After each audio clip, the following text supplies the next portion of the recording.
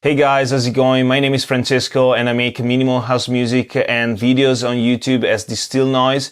And today I'm here for my friends from Samplesound to show you how I use pad loops and filter modulations to create interesting musical patterns in my tracks.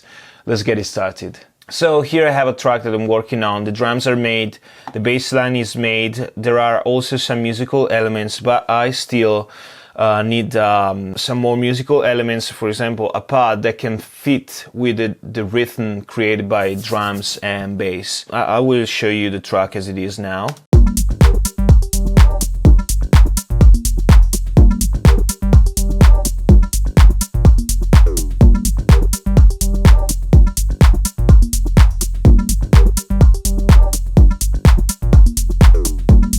So I create here a new audio track and let's look for some pad sounds. What I'm looking for is a pad that has a long sustain, so pad loop that has a sound that is always going on, so not something rhythmic. We'll take a look inside the Samplesound folder.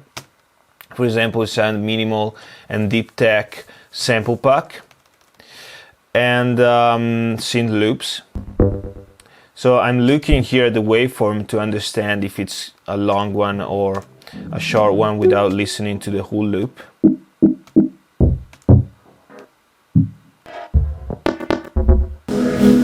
Okay, this could make the job. I'll bring it into the project.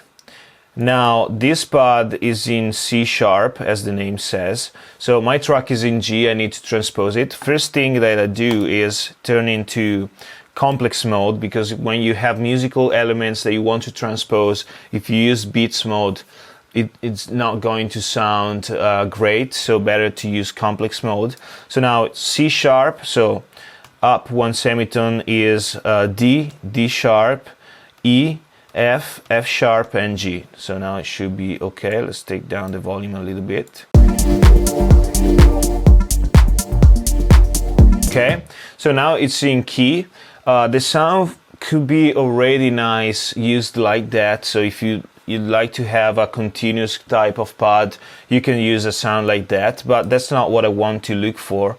What I'm looking for. I want to make this pad sound a little bit more my own. So I add my own touch to the sound. The technique that I use is very simple. I just use an auto filter. So what I want to modulate is the filter frequency, of course. So I want to create modulation with the filter frequency in order to make this pad a little bit more interesting, but also to fit it with the rhythm of the track. So if we go here on frequency, we can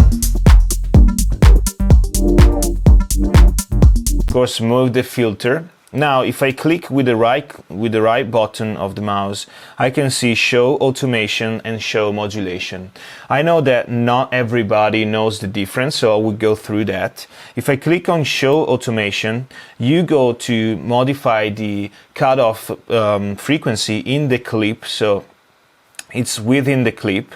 So if I click here, you see 214 Hertz. 214 Hertz. So this is the right value, the exact value that you have here on the knob. So if you modify this, you modify the absolute value of the parameter. So if I press play, I can see the knob moving. When I use modulations instead, so right click, show modulation, you can see here a percentage. So it means that the modulation will be a percentage up or down from the value that you have here on the cutoff.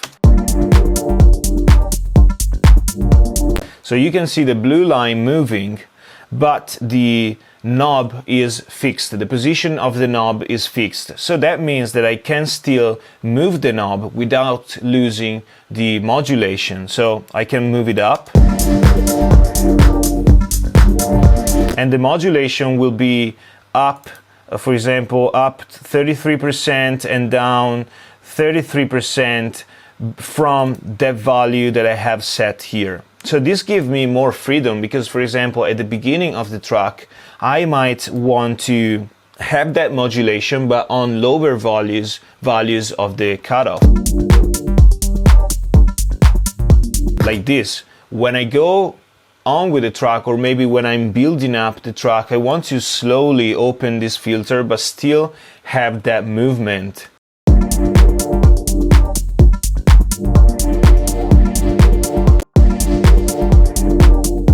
This is only possible with modulation, because if I use automations instead, so let's delete this and just use automation. If I use automation, I have a fixed value of cutoff that moves. But if then I want to also move the cutoff here, so have this movement that I did with the modulation, I actually can't, because the automation gets deactivated. You see that the red dot turns gray and the filter doesn't move. That's it. So if you want to go back to the automation, you need to press here on the orange arrow, and then you reactivate the automation. So that's very cool, because with the modulation you can set your modulation to be always the same in percentage, and then in the arrangement of the track you can also set an automation that slowly moves the cutoff towards higher values or lower values of the cutoff. I will show you how I can use this to create this kind of rhythmic pattern. So let's say, first of all, let's fix the cutoff, resonance.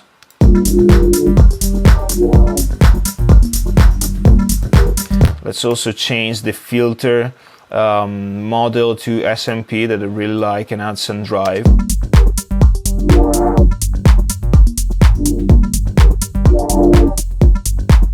So I start from like 51 Hertz. I'll click here, show modulation, and then I want to open the filter just in some specific parts of the track, of the loop.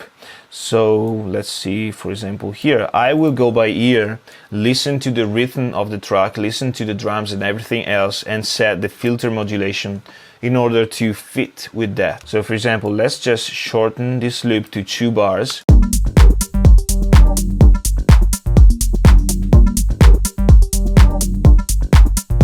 So now I have the filter that opens up just in the last part. Basically you don't hear anything here because the percentage is so low that the filter gets completely closed. And I can move up or down through the track when I want to. So let's try it out. Of course, I always stick to the 16th grid because I want it to be rhythmic. So if I want something to be very rhythmated, I will try to set the automation in correspondence of the key points of the grid.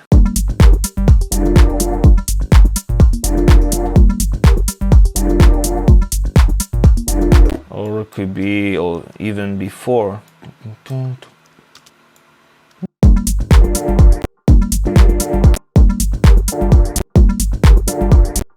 Maybe here. In this case, I want to close it down here.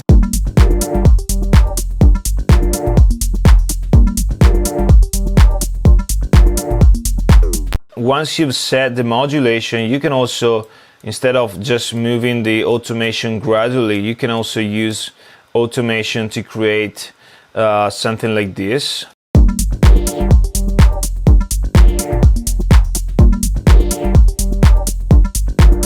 But you can also do it just setting the frequency here, for example, and then going here, and instead of using this constant value, you just do something like this.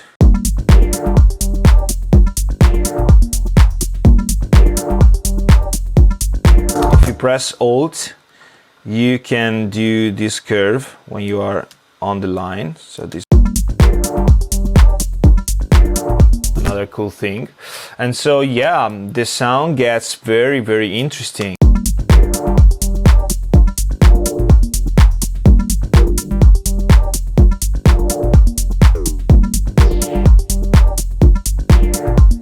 Try to use the modulations, try to start with loops, with sustain kind of loops, and try to, you know, shape them in the way that you want using a combination of modulations and automations. Of course, you could create a sound from scratch. You could take a synth, a VST, and make a pad loop and then do this. But when you have pad loops, when you have samples, this makes your life easier. You don't have to think about creating the sound from scratch. You just find a beautiful loop like this is and then modulate to your own taste and to fit your own track.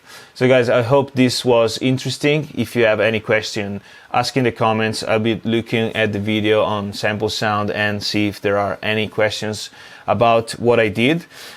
And I'll see you in the next one. Okay guys, thanks for watching. Bye bye.